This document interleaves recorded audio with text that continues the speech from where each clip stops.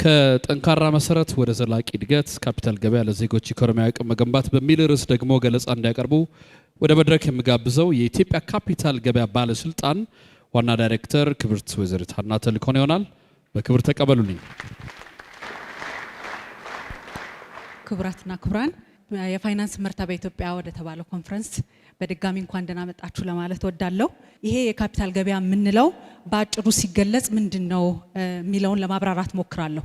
የካፒታል ገበያ ካፒታል በሚፈልጉ በዚህኛው ሳይድ በኔ በቀኝ በኩል በዘረዘርኳቸው ተቋማትና ደግሞ በተለያየ ምክንያት አንድም ኤክሰስ ካፒታል ያላቸው በመሆኑ ምክንያት ሁለትም ካፒታል ከሌሎች ነገሮች የሚለየው ትርፍ ካለበት እጥረት ወዳለበት ቦታ መሄድ ብቻ ሳይሆን ካፒታል በባህሪው የተሻለ ውጤት ወደሚያገኝበት ቦታ የሚሄድ ነገር ነው። ኤፊሽንት አሎኬሽን ኦፍ ሪሶርሰስ ምንለው ማለት ነው። ስለዚህ ይሄንን ለማድረግ በሁለቱ መካከል ካፒታል በሚፈልጉና ካፒታል ባላቸው ሰዎች፣ ግለሰቦች፣ ተቋማት መካከል በሚተማመኑበት ቦታ ይሄንን ካፒታል መለዋወጥ እንዲችሉ የሚያስችል ስርዓት ነው። ትልቁ ጥቅሙ ይሄ ካፒታል ገበያ እንግዲህ እንደምታዩት በዚህም ስላይድ ላይ አንድም ኢኖቬሽንን ማበረታታት፣ በተለይ ደግሞ ካፒታል የሚገኘው ከካፒታል ገበያ ብቻ አይደለም። ሁላችሁም የምታውቁት ሌሎች የፋይናንስ ምንጮች አሉ። የካፒታል ገበያን ግን ልዩ የሚያደርገው አዲስ ሀሳብ ባላቸው ኢኖቬቲቭ በሆኑ ኢኮኖሚን በልዩ ሁኔታ ሊደግፉ የሚችሉ የኢኮኖሚ እንቅስቃሴዎችን የሚደግፍ በመሆኑና በልዩ ሁኔታ ኢኮኖሚን የማፋጠን ባህሪ ስላለው ነው። እንግዲህ ካፒታል የሚፈልገው የመጀመሪያው መንግስት ነው። እንግዲህ መንግስት አንድም የህዝብን ፍላጎት ለመሙላት በተለይም መሰረተ ልማቶችን ለማሟላት የመንግስትም ኃላፊነት ስለሆነ ሌሎችንም ኢኮኖሚዎች ለማነቃቃት ቁልፉ መሰረተ ልማትን መገንባት ስለሆነ ለዚህ የሚያስፈልግ ካፒታል ያስፈልገዋል። ሌላ ሁለተኛው እንግዲህ የግል ኩባንያዎች በተለይ አሁን ባለንበት የሪፎርም ወቅት የግል ተቋማት ልዩ ሚናቸውን በኢኮኖሚ ውስጥ እንዲጫወቱ ለማገዝ በቂ የፋይናንስ አቅርቦት የሚያስፈልጋቸው በመሆኑ እንዲሁም የመንግስት የልማት ድርጅቶችም በህግ በመንግስትና በህዝብ የተጣለባቸውን አደራ እንዲወጡ ለማስቻል በቂ ካፒታል ያስፈልጋቸዋል። እነዚህ የሚፈልጉትን ካፒታል ደግሞ የሚያቀርቡ ተቋማዊ ባለሀብቶች ወይም ኢንስቲትዩሽናል ኢንቨስተርስ ምንላቸው የግለሰብ ተቋማት እኔንና እናንተን የመሳሰሉ በተለያዩ ምክንያቶች ትንሽም ይሁን ትልቅ አንዳንድ ጊዜ ትርፍ ሌላ ጊዜ ግን ቅድም እንዳልኩት በመደበኛነት ከሌሎች መንገዶች ያገኟቸው ከነበሩ ትርፎች የተሻለ ማግኘት የሚፈልጉ የማህበራዊ ዋስትና ኤጀንሲዎች ወይም በተለምዶ ፔንሽን ፈንዶች የምንላቸው ከግለሰቦች ከፔንሽነርስ ምንም እንኳን መሰረታዊ ኃላፊነታቸው ለቤኔፊሻሪዎቻቸው በጡረታ እድሜያቸው ወቅት ክፍያ መፈጸም ቢሆንም ይሄ ክፍያ ግን በወቅቱ ያለው ኮምፒቲቲቭ ውጤት እንዲኖረው ትርፋማ ገንዘብ እንዲያገኙ ገንዘባቸው የበለጠ ትርፍ ወደሚያስገኝበት ቦታ እንዲሄዱ ይፈልጋሉ። ግን እነዚህ ሁለት አካላት መተማመን አለባቸው። በተለይ ደግሞ ገንዘባቸውን የሚያመጡ ኢንቨስተሮች ጥበቃ ሊደረግላቸው ይገባል። ይሄንን ለማድረግ ደግሞ ስርዓት ያለው የካፒታል ገበያ ስርዓት ያስፈልጋል ማለት ነው። በእነዚህ በሁለት ወገኖች መካከል ገንዘባቸውን በሚያመጡና ገንዘብ በሚፈልጉ መካከል ሌላው ልውውጥ የሚካሄደው የስጋትና የትርፍ ልውውጥ ይካሄዳል ማለት ነው። ገንዘብ የሚፈልጉት ተቋማት ትርፍ ያገኛሉ፣ ስራ ይሰራሉ። ሆኖም ግን ከስራው ጋር ኢንሄረንት የሆነ የማይለወጥ ስጋት አለ ሁልጊዜ። የማንኛውም ንግድ ማንኛውም ቢዝነስ ስጋት እንዳለው ማለት ነው። ትርፍም በሚያተርፍበት ጊዜ ይሄንን ስጋት በሁለቱ ሳይድ ያሉት በካፒታል ገበያ ውስጥ የሚካፈሉ ተቋማት እና ግለሰቦች ይካፈሉታል ማለት ነው። ይሄ ደግሞ ቅድም እንዳልኩት ኢኖቬሽን እና የኢኮኖሚ እድገትን ይደግፋል። በዚህ ፕሬዘንቴሽንም ላይ እንደምታዩት 3 ቁልፍ ተቋማት በዚህ የካፒታል ገበያ አዋጅ ውስጥ ተዋውቀዋል ማለት ነው። የመጀመሪያው የኢኮሲስተሙ ተቆጣጣሪ ባለስልጣን የሆነው የኢትዮጵያ ካፒታል ገበያ ባለስልጣን ነው። በዚሁ በ2014 ተቋቁሞ የመጀመሪያው ዳይሬክተር ጀነራል ተሾሞለት ወደ ስራ ገብቷል ማለት ነው። ይሄ ግን ገበያ ተቆጣጣሪ መኖሩ ብቻውን ኢኮኖሚውን የሚደግፍ ገበያ አያደርገውም። ኢንቨስተሮች በቀላሉ ገብተው የሚወጡበት የዋጋና የመረጃ ግልጽነት ያለበት የሚሆንበት ቀልጣፋ ስርዓት እንዲኖረው ለማድረግ በቴክኖሎጂ መታገዝ በተለይ በመሰረተ ልማቶች መታገዝ ስለነበረበት ሁለት ቁልፍ ተቋማትና መሰረተ ልማቶች እስከዛሬ እስከምንነጋገሩ ድረስ ተቋቁመዋል ማለት ነው። ይሄ የመጀመሪያው የኢትዮጵያ ሰነደ መዋለ ንዋዮች ገበያ ወይም ኢትዮጵያን ሴኩሪቲስ ኤክስቼንጅ የምንለውና የማዕከላዊ ሰነደ መዋለ ንዋዮች ግምጃ ቤት ወይም ሴንትራል ሴኩሪቲስ ዲፖዚተሪ የምንለው በልዩ ቴክኖሎጂ የታገዙ ተቋማት ተቋቁመው ሙሉ በሙሉ ወደ ስራ ገብተዋል ማለት ነው። ኢትዮጵያ ሰነደ መዋለ ንዋዮች ገበያ በባለቤትነት 25% በኢትዮጵያ ኢንቨስትመንት ሆልዲንግስ በሌላው በግል ኩባንያዎች በሀገር ውስጥና በውጭ ሀገር ኩባንያዎች ባለቤትነት ተቋቁሞ ሙሉ በሙሉ ኦቶሜትድ የሆነ ትሬዲንግ ሲስተም ያለው በቴክኖሎጂ የታገዘ የትሬዲንግ ሲስተም ሆኗል ማለት ነው። እንዲሁም የዚህ የማዕከላዊ ሰነደ ሙዓለ ንዋዮች ግምጃ ቤት ከክሊሪንግ ከዲፖዚተሪ ከሴትልመንት ደግሞ የተማከለ መረጃ የሚያቀርብ ለሀገርም እንዲሁም መረጃ ለሚፈልጉ ተቋማት በአንድ ቋት ውስጥ መረጃ የሚያቀርብ ተቋም ሆኖ ተመስርቷል ማለት ነው። ይሄንንም አገልግሎት እየሰጠ ይገኛል። ስለዚህ እነዚህ ተቋማትና ይሄ ስርዓት ግን እንዲሰራ ግልጽ የሆነ በተለይ በዚህ ገበያ ውስጥ የሚሳተፉ የገበያው ተዋንያን ራሱ ሬጉሌተሩ ቅድም የጠቀስናቸው መሰረተ ልማቶች ኢንቨስተሮች ቅድም የዘረዘርናቸው ሁሉ በጋራ እንዲሰሩ ግን ግልጽና ተገማች የሆነ ስርዓት ያስፈልጋል። ይሄም በእነዚህ አሁን በዘረዘርኳቸው የህግ ማዕቀፎች ተዘርዝረዋል ማለት ነው።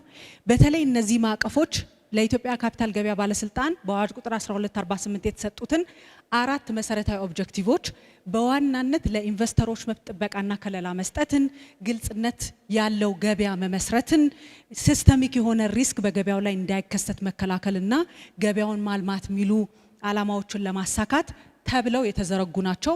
በተለይም ኢንቨስተሮች ከይሄ ካፒታል ገበያ ከመዘርጋቱ በፊት ያልነበሩ በገበያው ላይ ሲቀርቡ ያልነበሩ መረጃዎች በአንድ ቦታ በተማከለ መልኩ በቂ የሆኑ መረጃዎች እንዲቀርቡ ለማስቻል የተዘረጉ ናቸው።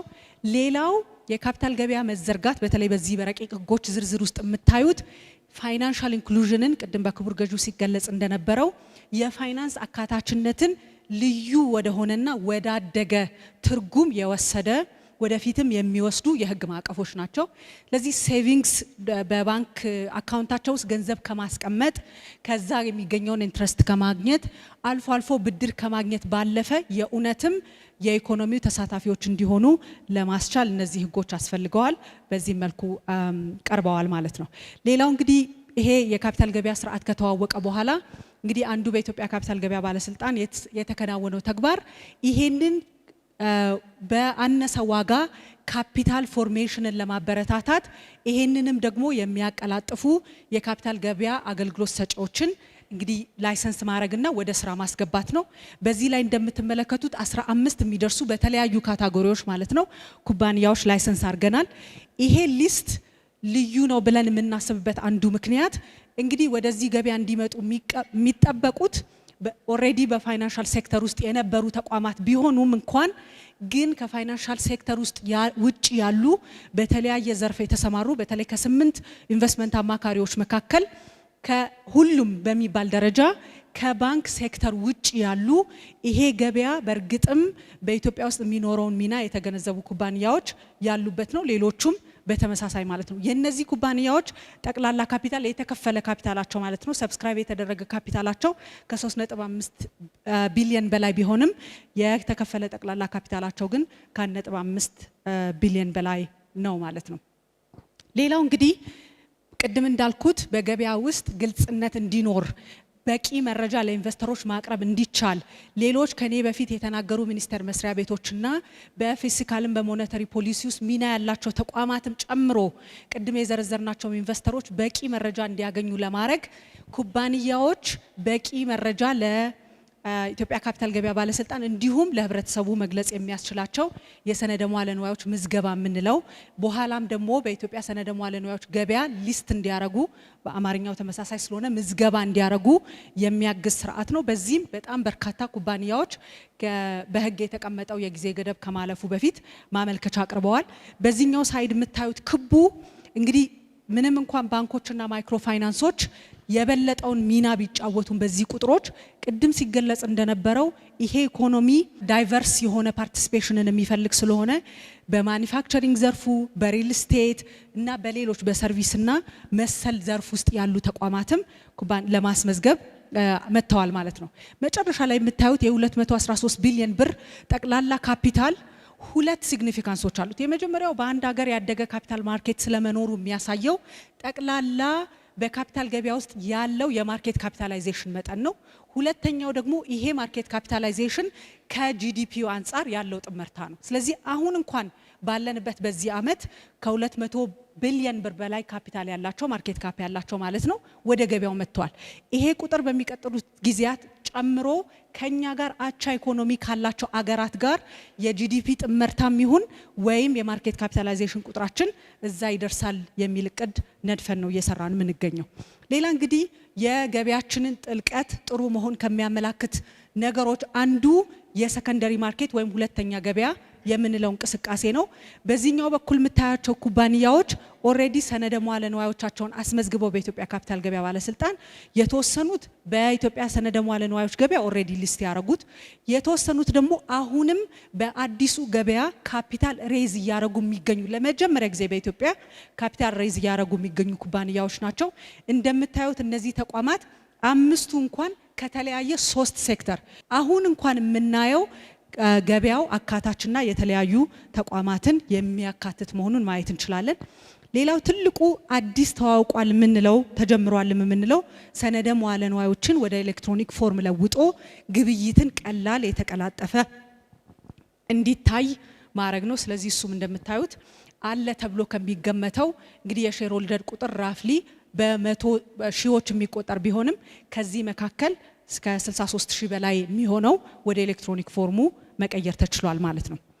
በባንኮች መካከል የተከናወነ የገንዘብ ግብይትን በተመለከተ ከካፒታል ገበያ አንጻር በኢትዮጵያ እንደምታውቁት ምንም እንኳን ሼሮች እየተሸጡ የነበረ ቢሆንም የኮርፖሬት ቦንድን በተመለከተ ግን የዕዳ ሰነድ ሽያጭ በኢትዮጵያ ውስጥ የማይታወቅ የነበረ ነው። ለዚህ ደግሞ በጣም መነሻና አስፈላጊ የሚሆነው ይልድ ከርቭ የምንለው ወይም በምን አይነት ዋጋና ኢንትረስት ሊሸጥ ይችላል የሚለውን ማወቅ ነው።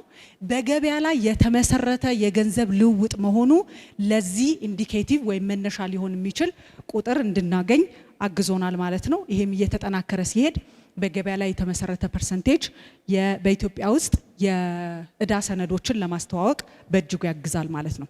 ለማጠናቀቅ የቀጣይ የትኩረት አቅጣጫዎቻችን ምን ይመስላሉ የሚለው ነው። የመጀመሪያው እንግዲህ ሁሉንም የማህበረሰብ ክፍል የሚያሳትፍ የሀገርን የዴቨሎፕመንታል ፕራዮሪቲስ የሚደግፉ አዳዲስ የፋይናንስ ሰነዶችን ማስተዋወቅ ነው። እንግዲህ ቅድምም ለመጥቀስ እንደሞከርኩት የጋራ ኢንቨስትመንት ፈንዶች በየሁሉም ጫፍ ያለው የኢትዮጵያ ሕዝብ ያለውን ትንንሽም ትልልቅም ሊኩዊዲቲ በመሰብሰብ ወደዚህ ኢኮኖሚን ወደሚደግፉ ኩባንያዎችና ኢኒሼቲቮች እንዲሄድ የሚያግዝ ስርዓት ነው። እሱን አጠናክረን እንቀጥላለን። ሌሎቹ እንደምታዩዋቸው ቴማቲክ ቦንዶች የምንላቸው አረንጓዴ ቦንድ በተለይም ከግሪን ሌጋሲና በአረንጓዴ ከክላይሜት ቼንጅ ጋር ተያይዞ ለምንሰራቸው ስራዎች ቁልፍ የሆነ እሱን የሚደግፍ የቦንድ አይነት ነው። እሱን አጠናክረን እንቀጥላለን ማለት ነው። ሌላው እንግዲህ አካታች የሆነ የካፒታል ገበያ መፍጠር ነው። ለመደበኛ ባለሀብቶች፣ ለተቋማዊ ባለሀብቶች፣ ለጥቃቅንና አነስተኛ ኩባንያዎች፣ ለስታርታፖች፣ ለውጭ ሀገር ኢንቨስተሮች፣ ለሀገር ውስጥ ኢንቨስተሮች በቂ የሆነ ምቹ የሆነ ግልጽ የሆነ የህግ አሰራር የቴክኖሎጂ ስርዓት መፍጠርና እሱን አጠናክሮ መቀጠል ነው። ከዚህ ውጪ የሸሪያ ህግን የተከተሉ የሰነደ መዋለ ንዋዮችን የማስተዋወቅም ስራ ተጠናክሮ ይቀጥላል ማለት ነው። ሌላው ኢኖቬሽንና ስራ ፈጠራን መደገፍ ነው። ቅድምም በክቡር ገዢው ሲጠቀስ እንደነበረው የቁጥጥር ቤተ ሙከራን በማስተዋወቅ ላለፉት 1 ዓመታት ስንሰራው ነበረ። ፕሮዳክቶችንም ቴስት አድርገናል። ወደፊትም ይሄንን አጠናክረን እንቀጥላለን። ሌላው በተለይ ቅድም ለጠቀስኳቸው የውጭ ሀገር ኢንቨስተሮች በኢትዮጵያ ውስጥ እንዲካፈሉ ያንን ትረስትና ኮንፊደንስ የሚፈጥር ከሌሎች ከዓለም አቀፍ ተቋማት ከሀገር ውስጥ ተቋማትም ጋር በትብብር መስራት የዓለም አቀፍ ተቋማት አባል መሆንና የዛ ዓለም አቀፍ ስታንዳርድን የጠበቀ ስርዓት መገንባት ነው።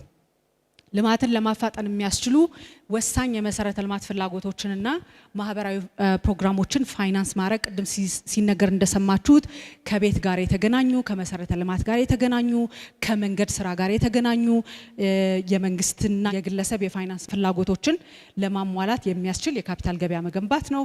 የመንግስትን የፊስካል ፖሊሲ መደገፍ ሌላኛው ግብ ነው የካፒታል ገበያ። እንዲሁም በውጭ ፋይናንስ ላይ ብቻ ያለውን ጥገኝነት በመቀነስ የተረጋጋ የሀገር ውስጥ ኢኮኖሚ እንዲሆን ማገዝ ነው። እንግዲህ የካፒታል ገበያ የመጨረሻው ግብ እንግዲህ የኢትዮጵያ ካፒታል ገበያ ባለስልጣን ሞቶ የፋይናንስ አካታችነት ለጋራ ብልጽግና ነው። ስለዚህ ሁላችንም የምንካፈልበት የካፒታል ገበያ እንዲሆን ከግለሰብ ነጋዴዎች ይሁኑ ኩባንያዎች ይሁኑ ቅድም እንደጠቀስኩት አነስተኛና ጥቃቅን ኩባንያዎችንም ሁሉንም አይነት ሰዎች የሚጠቅም የሚያሳትፍም የካፒታል ገበያ መገንባትና በተለይም ደግሞ በህዝብ የተያዙ ኩባንያዎች የድርጅት አስተዳደር ስርዓታቸውን በማዘመን ዓለም አቀፍ ተወዳዳሪነታቸውን ደግሞ ማሻሻል ነው ግባችን ማለት ነው። አመሰግናለሁ። በጣም እናመሰግናለን ክብርት ወይዘሪት ሀና ተልኮን።